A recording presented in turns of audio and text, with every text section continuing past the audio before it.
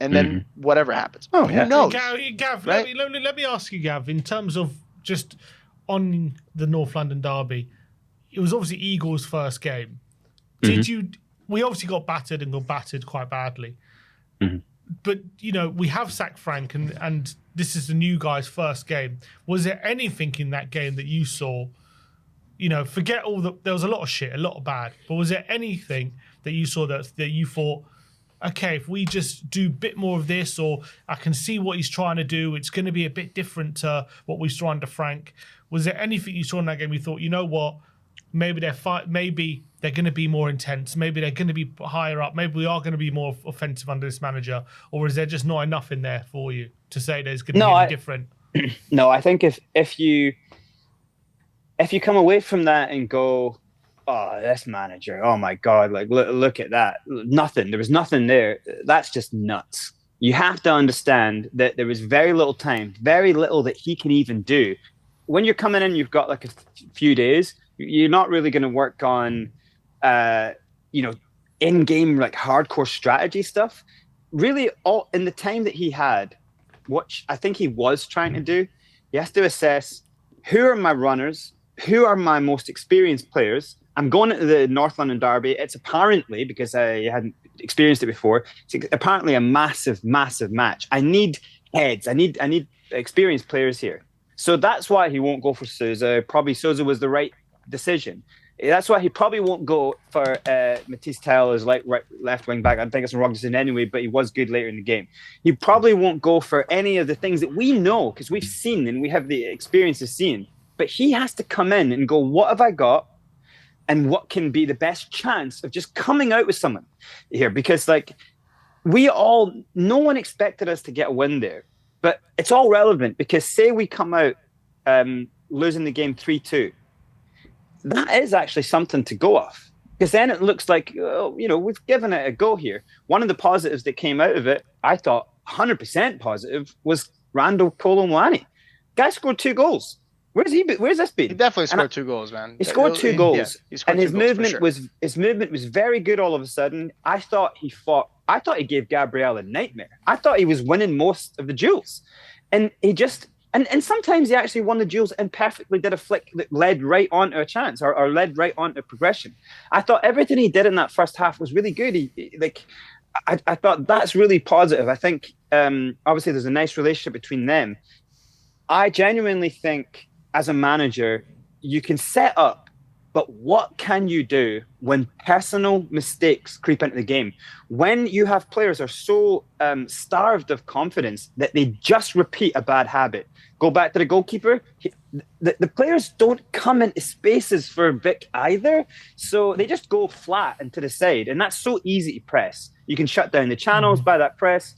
So he's not really, from Vicario's perspective, you have to understand, he will be seeing the game in 2D.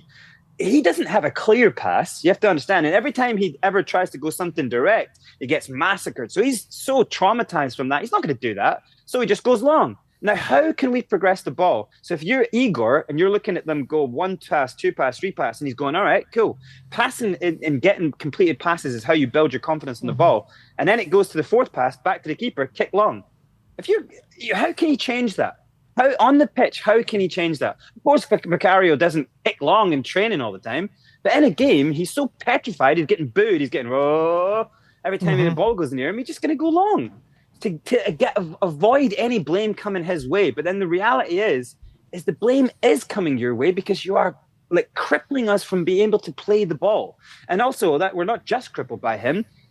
Who around him is coming to play the ball? Who's coming inside the half spaces to pick up, to be a little pivot, to be a triangle? Who's there? For me, another big positive I saw, the only player who was there, Basuma.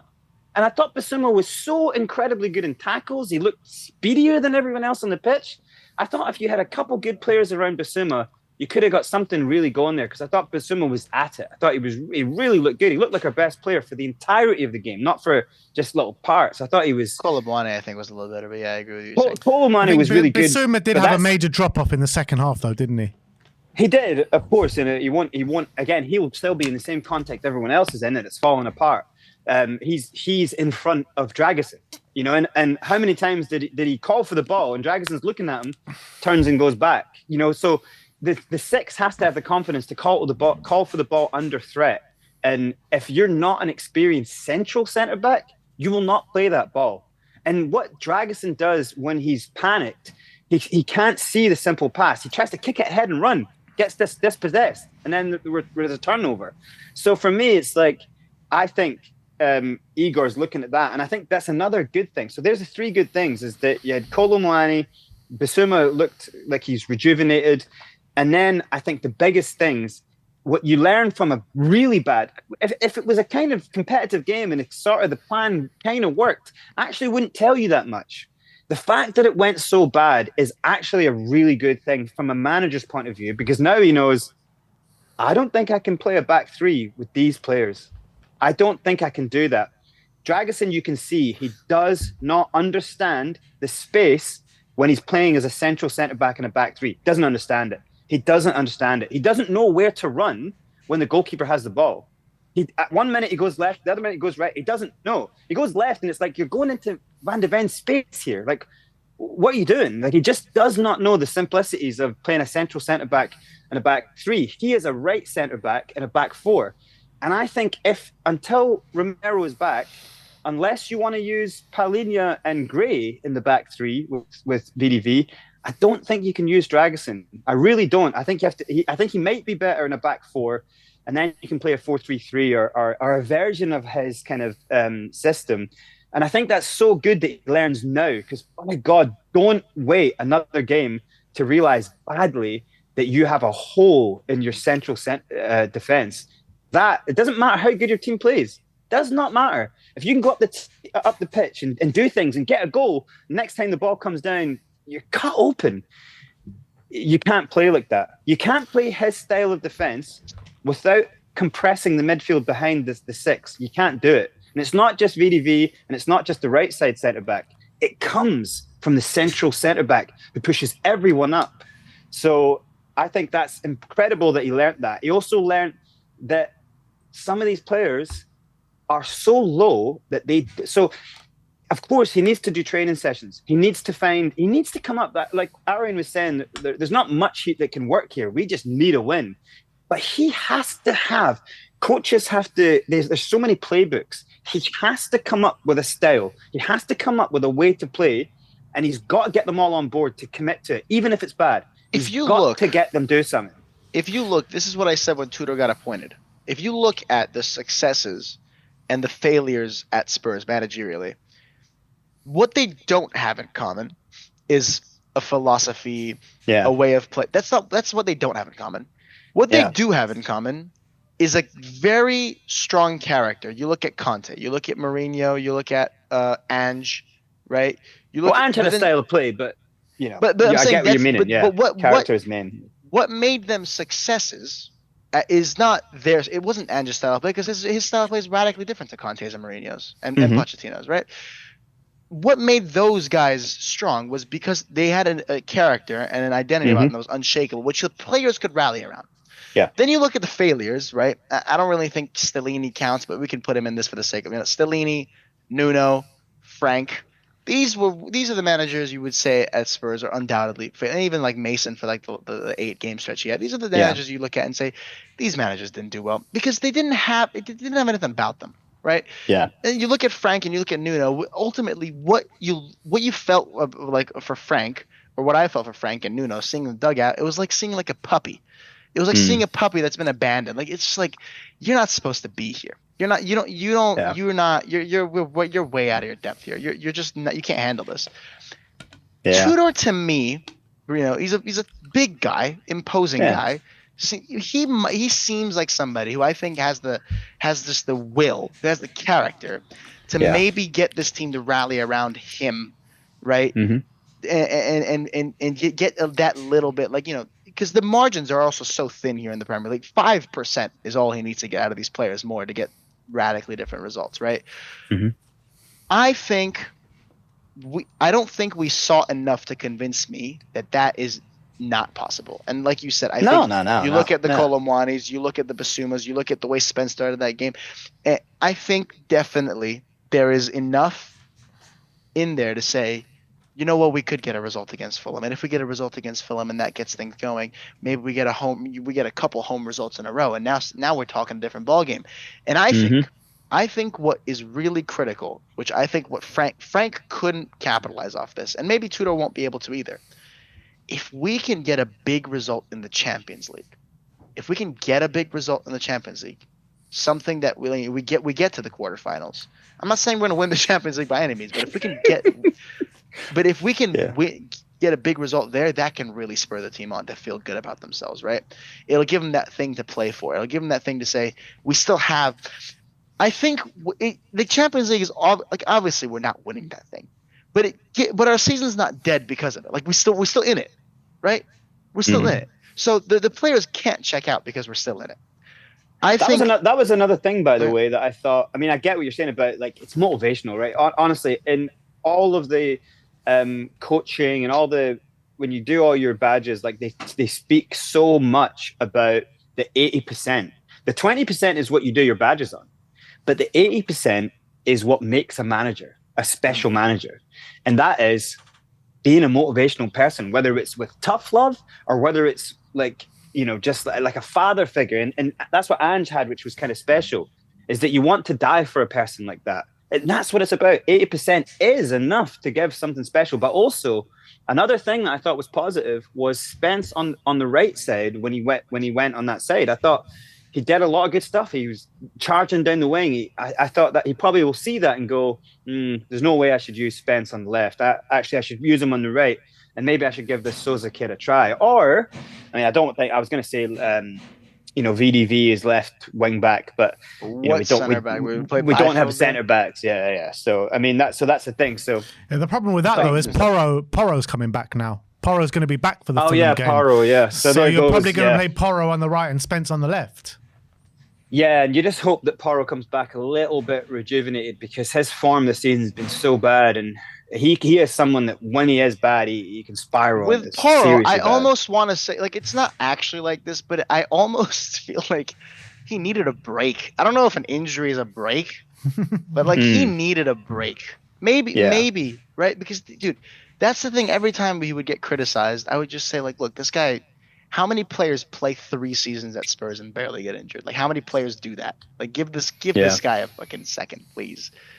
I also think a massive. I mean, obviously, the huge threat is and I know this is going to sound strange because our attack's been really woeful, but how many times this season have we had Richie, Solanke, and Kolo available? So the fact that you maybe could use them, we haven't. So the fact that you maybe can use them, especially if you've got 2, because I like the idea of using Richie and either one of them. Look, Richie almost scored 2, by the way. He almost got a goal. Richie's back heel was actually pretty awesome, and they got very lucky that it kind of ricocheted and flowed before it went in, because I could have just went in. The thing is, we lost that game 4-1. There's a few moments in that game where you say, if that one doesn't go for them and that one goes for us. Yeah, we could have had 3 goals. We should have. But they could have scored about 8. I know. But what I'm saying is, like, there is a world that game plays out, and you roll the dice on all those chances, and then we come out with a point. Like that could have happened. Yeah, right? but then you look at it. There's another world where we could have lost like 8 or 9-1. We already lost 4-1. Who gives a shit? Like my point is, like, there's. I mean, if we would have lost 9-1, I'll tell you, Tudor probably would have got sacked after the end of that game. But I do like the idea that Porro is coming back and he's got a good whip. That then you could have, if you've got 2 big hassling players, maybe that you've got some real threat in the box, and maybe against a Fulham, against Palace, maybe that's something, And I also wanted to say that I know that people were really going on at Conor Gallagher, but I kind of felt really sorry for him, because his role seemed to me to be kind of not really filtered out right. I saw in the first few minutes that he was trying to press, and he got to his pressing point, and he looked to the side, and he should have had a man right there in the triangle press, Yeah, and he he had an wasn't there. impossible job. He had an impossible The job. man who was supposed to press on that side was nowhere near there. At one point, he was telling Colo to go to his man and close the ball down the line, and then he had to leave his man. And so what he did was he just ran straight past Colo, who wasn't doing the press, and he went to press the guy. And then where did the ball go? To Connor's man. But that's not his fault. He's trying to manipulate everyone to do the press properly. And I could see he was getting so angry. At one point, he ran from his side. This is when it goes all wrong, right? But he ran from his side. Xavi wasn't pressing, so he ran to Xavi's man, and then he ran backwards to Sar's man, and then he ran back to his own, and he's just chasing the ball. And you're going, God, I know, but I can see that he really wants to do this. Like, he's got heart and soul, and I felt like it was a bit wrong for people to start saying that Conor Gallagher was wrong, and I just felt that he was looking around and nobody was doing the press right. So I think Gallagher's a good player. I think he is good. I genuinely think he's got enough heart and soul, and I don't think that he's a one-track pony or whatever. I think he's got skill sets, but he's a type of player. If you're gonna use him, by God, you need to clarify the role, because he's the type of player he'll just run like a rabid dog all day, and it's gonna burn him out. So like, he is someone I thought there was a little bit of positive to see in that, and I was actually quite surprised that he came off. I believe that's the fourth player Brains has said he feels sad for. Honestly, I feel sad for them all because look, if you've been in football teams long enough, you've been on a run where you're looking at your same teammates and you're losing. You're on a skid of like 7-8 in a row, and then you know that at another moment you go on a 10-game winning streak. And you're going, how can this happen to the same players? We're the same players. How do we just lose 10 in a row and now we win 10 in a row? Momentum is a huge thing. I tell all my football players who work with me is like, when you start a game, don't even try to do anything. Don't try to do anything. Complete 12 passes. Everyone get a touch of the ball. Complete 12 passes. Complete. Count in your head every time you do a good action. It's a way of like training your brain to go, I'm playing well. Like, you need to like win a tackle, hit a man. First 5 minutes, hit a man, win a tackle. Like, get the positive energy going. And I can see that some of these players are so like, it's so drawn of it. You know, they're so anorexic of energy, and it's just like, I just think I wish there was like a mental coach there or some personal kind of mental coaching where they were just going, people telling each individual player, stay in it, stay focused, stay in the game. And that's what you also see as a big problem is we don't have a captain who's going around going, hey, like English-speaking captain who's going, stay in the game, stay alive. That's the intangible that we lost with Sonny. You look at Sonny last season, you say, look, he's past it. It's a good time. It's at the right time for everybody. But the intangible was just what he was to in a rut like this, right? Nobody in the world. I wouldn't take anybody in the world right now over just bringing Sonny back for 5 games and just saying, look, let's settle down. Let's just settle down. Let's just go game by game, not even game by game, half by half, and just calming it down. Like you know, it feels terrible talking about my club like this, but like, we're not in the relegation zone. We just need to. Our head is above water right now. Let's just keep it above water. Just go one at a time. Play this game. Play this half. Play these few minutes. And also, when you look at it, and when you're looking at the teams that we're fighting against, Nottingham Forest and the West Ham, they've all got that figurehead that have been there for quite a few years. The captain of the club, widely respected. Morgan Gibbs-White of Nottingham Forest, Jarrod Bowen of West Ham. You know, they've been pivotal to those clubs over the last couple of years. And I know Mickey van der Ven and Romero have been, but I don't think they're of the same ilk, of the same leadership ability of those two players that have been at those clubs. So those players are actually spearing those teams on right now. Jarrod Bowen grabs games by the scruff of the neck. So does Morgan Gibbs-White for Nottingham Forest. We don't have that player that can lead us out of the dark right now. Has Gibbs-White been doing that this season though? He's improved a lot. He's improved a lot over the last month. I think it's going to be Forest. Honestly, I think Elliot Anderson is also that. I think he's quite a general, but I also think I think our two players who are quite like sergeants, like lieutenants, are Conor Gallagher and Palhinha, because I see them on the pitch just kind of shouting at people like, hey, come on, come on. And I don't see that from Romero. I genuinely think Romero doesn't have Romero shouldn't enough. have ever been captain. It doesn't have enough of a grip of the language. Also, Brins, those two languages players are brand new round here. They're brand new. I know. So, like, you're looking at Conor Gallagher trying to order people around. He's like, you guys just got to, you don't know what we've been through the last couple of years. Like, you know, well, step aside. You know what I mean? Dude, James Madison, if he was fit right now, that would be I mean, look, first he's been through it. He's been through it, and on the other side where he went down. Right, he went down. Yeah. I think his input would be invaluable right now. And obviously he's in and around the squad. Like he's not dead. But I guess that's like the biggest problem here is that you look at that team, and on paper you're going, I would rate this team over the teams we're going up against. Like, but then you look at them and you go, but actually, as a team, they are not as good as any of the teams we're going up against. They all look a bit on paper like mercenaries. Like Spence has all the talent in the world, but he looks like a mercenary right now. He's doing stuff because he's like, I want to show everyone that I'm the baller. You can't get the ball off me. You can't get the ball off me. It's like, mate, pass the fucking ball. We need to get up the pitch. What are you doing? Holding onto the ball. We're 4-1 down. What are you doing, man?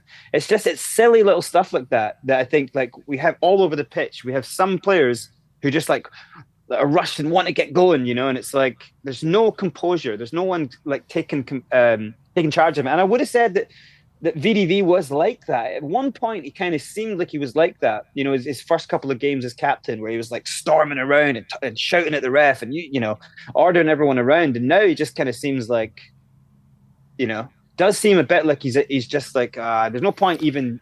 I'm dealing with players of such a low level next to me. There's no point even like going off at them, you know. And yeah, so that's where I can't see it. But then, honestly, Ariane is 100% right. You just need a win. Like, you just need the next half of football to be exciting. And then everyone else gets motivated. And then all of a sudden, like, once you get like one goal, and then especially if you can turn it into two, it will feel like you are flying. It will feel like you're no longer tired. Imagine how we're gonna feel having a 2-goal lead right now. When was the last fucking time we had a 2-goal lead? When was that? Yeah, and that's the problem because they haven't had a 2-goal lead. A 2-goal lead seems so far away right now. In the Premier League, the last time we had a 2-goal lead. Brentford. Oh my God, was it actually Brentford? Was that oh my goodness! The first time we played them. Yeah. No, the first time we had a 2-goal lead was December 6th. That was the last time, December 6th. Because none of the players believe in it. It's the last time we had a lead, when was the last time we had a lead, let alone 2 goals? Oh my God. The last time we had a lead was Burnley. Van der Ven in the first couple of minutes. Yeah. Yeah. Yeah. Yeah. Wow. Brains, you talked about Dragoshin and potentially going to a back four. I firmly believe he will stick to the back three. So who is the back three that we play? If we don't want to play Dragoshin, then who are we going to play? Well, Danso might be back. Honestly, Danso. Yeah, no, he said Danso might be back next week. The rumours are Danso's back for the weekend. If he has turf toe, then he's cooked. No? That's what I would love that. I mean, it's been long enough now. Would you guys think of throwing Janai Beifeld in there? I would, 100%. I would have VDV, Danzo, and Beifeld because I actually think Beifeld is strong. On the weekend. Could you imagine? You know, it'd be a little. I think what. Remember when Mourinho just threw Tanganga into the lineup? Yeah. Remember that? Was it against Liverpool and he had a man in the match? It was against Liverpool and he was man of the match and we lost 1-0. But I remember, and he had a great. Like he had for the next 30 games. It was unbelievable, and then he just got injured and then couldn't keep up, and then we had to get rid of him. I would generally put Beifeld in there because the qualities that he has is just the qualities that we're so desperate for. I would put him in there because he gives I would put him in there because like you undoubtedly know if he gets on that pitch, he's doing anything to stay on it. He's doing anything to stay on it. This guy comes from a proper Tottenham family. He's a proper Tottenham boy. You know what it means for him to get on that pitch right now, and particularly to save us from relegation. But also, look, Ben, he's 17 years old. He's 17. Yeah. This is why he wouldn't, because he's not gonna Igor's not gonna come in knowing that he obviously seen Dragusin when he was a highly rated player at Juve, coming through. Like he's probably seen that Dragusin's had a nightmare there. So cool, Danzo's back, move him to center. Dragusin might actually do well on the right side of a back three. That's probably where his entire time of playing football, he's actually been more suited. You know, that would kind of solve it for me for a bit. And then you don't totally lose Dragusin completely, like his confidence. But me personally, I would put Byfield in because of what we've seen of him. But he hasn't seen that, and is it likely that he will go for youth in this situation? Probably not. I tell you what. I'll tell you what. Gray in. If you Gray, do, Gray has done better than Dragusin. Sim, did you not put that in? Dragusin's. How many games have we won with Dragusin at centre back, and how many games have we won? Apparently, it's a fake stat, but apparently it still was only like 5 in 24 games or something. And then what's Gray's? Because I think it'd be a lot more. Well, the thing is, like, they played a lot of games together, so it's hard to do that because it was a lot of it was Gray Dragusin. If we do put in Byfield over Dragusin, let's say this weekend, I guarantee you, come Monday morning, Florin Manea, his agent. Yeah, his bloody agent, man.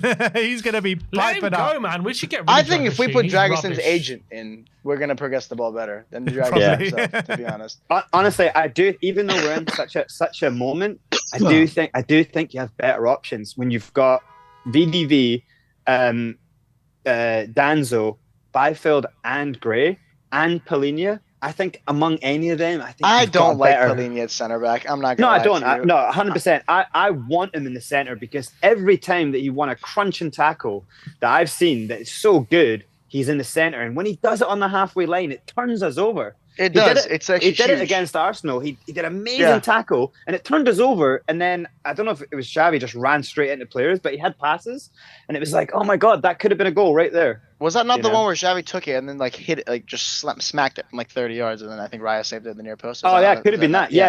Actually, could have been that. Yeah, but that all came from Polinia just going, let me at him. You know, I love his mentality when he's in the middle and he's going, come at me. You know, and he just bang.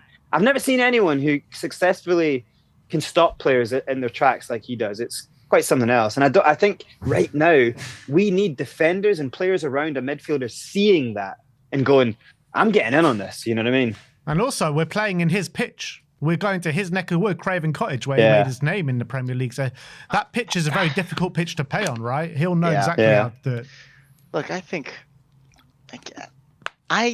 like I said, kind of at the beginning as a joke, like I don't think Spurs might go down, but I don't think Spurs are going to go down. To be honest, I think, like I said, Ariane, this has the potential to be the worst season on record. Not just because Spurs could potentially go down, but because Arsenal could win the league. Not only just because Arsenal can win the league, but 3 games towards the end of the season, from the end of the season, Arsenal play West Ham. We could potentially want Arsenal to win the league at expense for us staying in the Premier League. Like, I don't think it'll get to that. Can you imagine though if it does? Can you imagine though if it does? We're Tottenham Hotspur. These things happen to us. Yeah, and they kind of happen because of the context that's built amongst us due to this rivalry. My view of it being kind of not North London born and bred, but every single minute of my life that I've lived in London, I've lived in North London. And I did that because I've been a lifelong Spurs fan. And so my context has always been also being from a kind of South Africa and from a country that, you know, like America, Australia, and South Africa, they all never, ever have any idea in the head of ever trying to lose a game of football. So that doesn't sit well with me. But because of that context of ever conceiving like that you look more to your enemy having a bad season than care about yourself. That has now led us to this situation, which is just, for me, the football gods being like, we're going to show you for not having the proper faith that you have to have in your football team. We're now going to need you to rely on Arsenal to win the league for you to stay up, to teach you a lesson that you should not care about other teams. Only care about Can yourself. we talk about the fact that all Frank wait. did in his tenure here was just take 4 points from Man City and give them to Arsenal? Oh my God. Man. Drinking out of cups. And Drinking on top out of Arsenal that, cups. Ariane, we played Chelsea away, second last game of the season. Chelsea could relegate us. We could want Arsenal to win the league. Arsenal could win the league, and we could get relegated all in the same season. This could be the worst season, but also it could be a really funny season if all of this happens and they don't fucking win the league and we don't get relegated. That would be that. like comedically, now it's you're also talking about hilarious. that's the stuff of fantasy at this point, because we need a series of things now to happen for that to be the No, case. here's the thing: we don't need a series of anything. This is one thing. Look, It's not a foregone conclusion. it's not a foregone conclusion. They're with Arsenal and City are 2 points within the top. Arsenal have what I would consider the harder fixture list, and they play each other. Like Yeah. right now, right? Like Yeah, City, So- City only have to win City. Oh, I say it only, but we know that they've got previous in this. They just have to win every one of their games, and then they've won the league. yeah, and 11 wins in a row for Man City is that's just a That- normal they've- run in at the Etihad. Yeah, they do that in a run-in. Ariane, and I'm telling you, obviously, there is nothing funny about this season, man. There is No, nothing no. funny There is about something. this season. What? No, it would be incredibly funny if we end up finishing like 15th and they just bottle it again. That would don't tell me that wouldn't be funny, Ben. That would be hilarious. Oh, mate, I That'd be still hilarious. don't think I still don't think we have any banter rights when we're so far gone. I mean, at least they are fighting for top honors perennially. We won't we stop can't- us, Brains. It won't stop us. Oh, it won't Well, stop me I at mean, all. of course, I have we're- zero shame. I have no shame. Of course, but honestly, it's like for how bad this. I don't. There's no silver shoots here. There's no silver lining. No green shoots. There's nothing to take out of this season. Like I can't even We can still win the stand. Champions League. Well, no, no, you are just smoking. I know.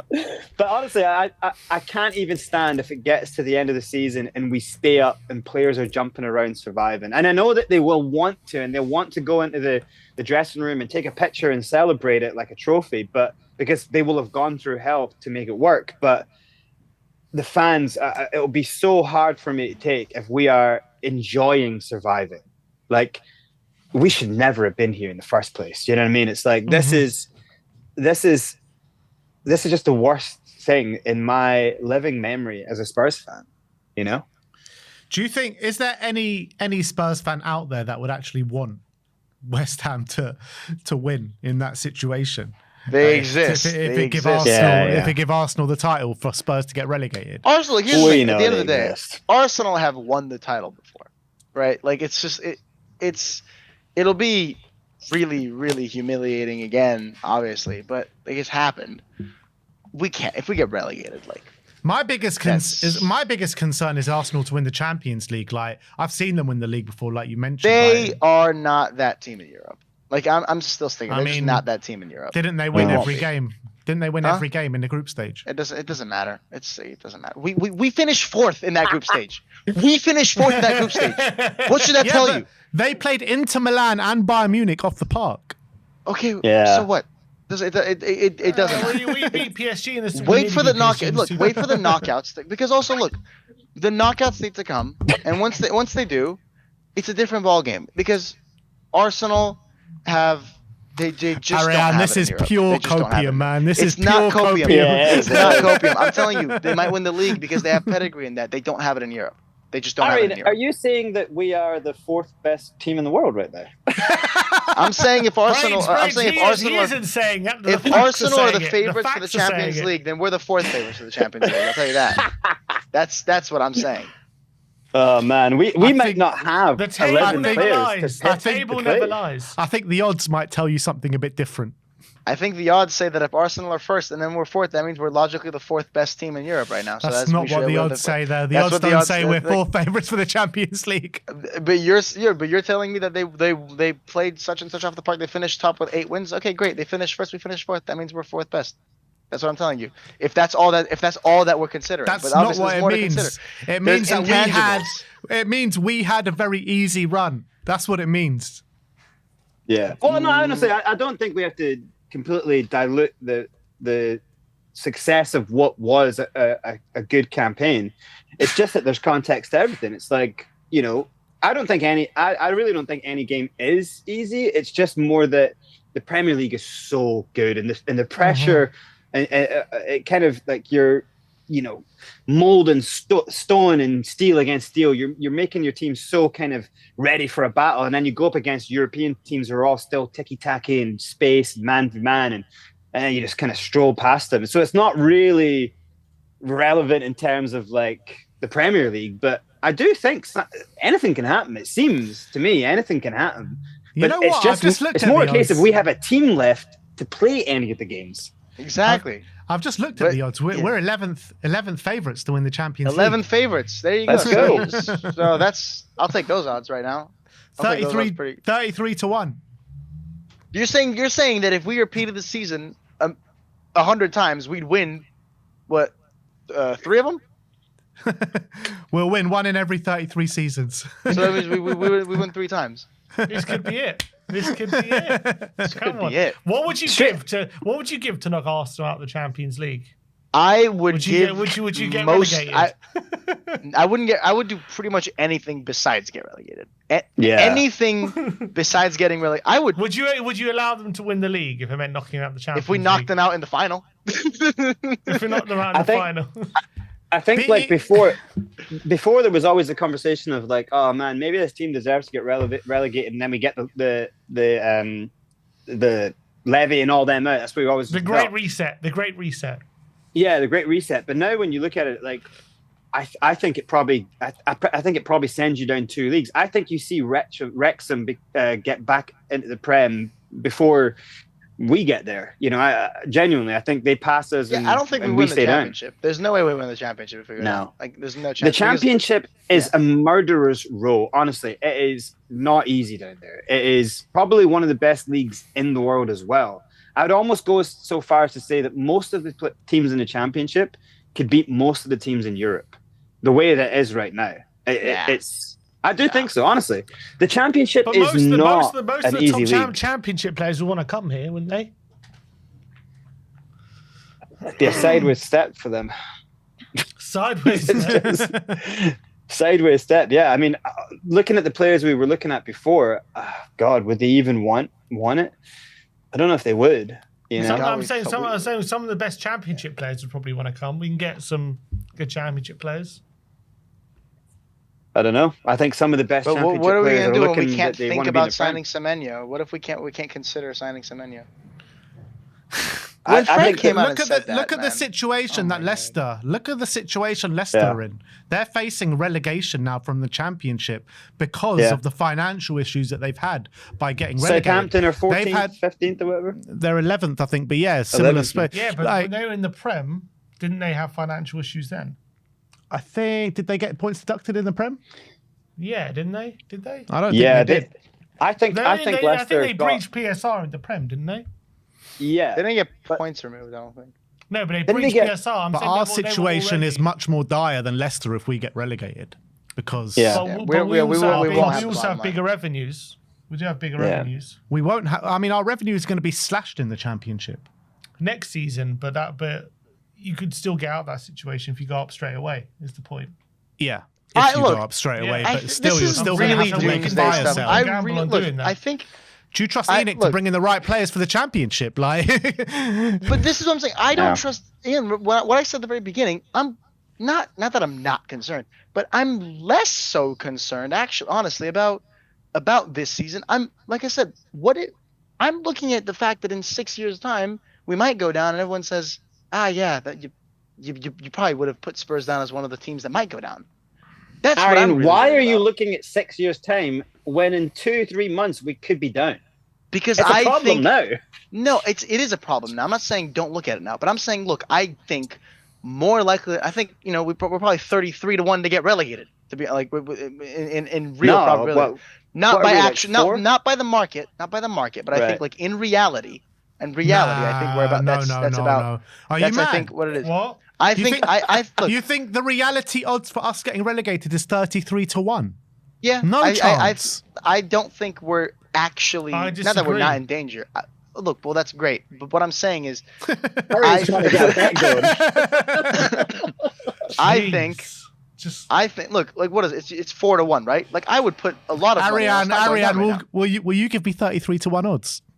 Huh? Will you give me 33 to? Yeah, whatever you want. Yeah, I'll do it. I'll give you 33 odds, but whatever you want. On it. Oh my I god. think it's not the same as last year, though, Ariane. It's not Leicester and Ipswich. I don't we're think up it's the same as against. last year. I agree with you. I think it's significantly worse. I don't think we were in danger of it last year at all. I just think genuinely, you look at the teams that we're in contention with, I think we have better players, and I think we have easier games. And I think it's going to come down to that. And I think once we get one result, and I think we'll get one result, we're going to be able to build off it. That's what I think is going to happen. It's not as easy as that. It's not as easy as that. It's not as easy as that. But also, again, like I think a lot of the stuff that we've we've analyzed could be like, you could say it's a microcosm for what's going to happen. But I think it's just like there's simple explanations, like frustrated players, morale's down. But I think those stuff, like Brian said, that it can flip in an instant, right? It could, but the probability. But it also could not. I know. Yeah, when you are in quicksand, the probability of you sinking is exponential. For something to happen, you need like the probability to go the other way exponentially. Yes. And there's no crane here. There's I know forklift pulling us up, Right, but And I'm saying the more you panic, the more you sink, right? And I'm not panicking. 100%. You guys are all panicking, and you guys have no composure. But I have.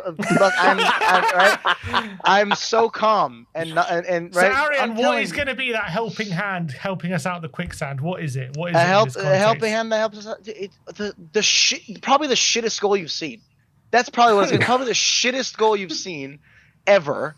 Getting us a point. Or an overhead kick from Polina, because we've been scoring overhead kicks in the worst season of our lives. Yeah, we've scored 4 Puskas contenders in the season too. Yeah, don't forget that. Most likely, it could be an absolute worldie. And you just watch the highlights reel of this season. They're going to show it at the end of the season on the big tannoy. It'll be like, in our relegation season, we're going to be going down. They're going to be showing all these great goals. I was like, wow, what a team. What are these Harlem Globetrotters? Yeah, what team? They must have been in the title race. Yeah. Look, I think we're not going to go down. But what I'm concerned about... Arian, you need to panic. You're way too calm for this situation. You need to panic. But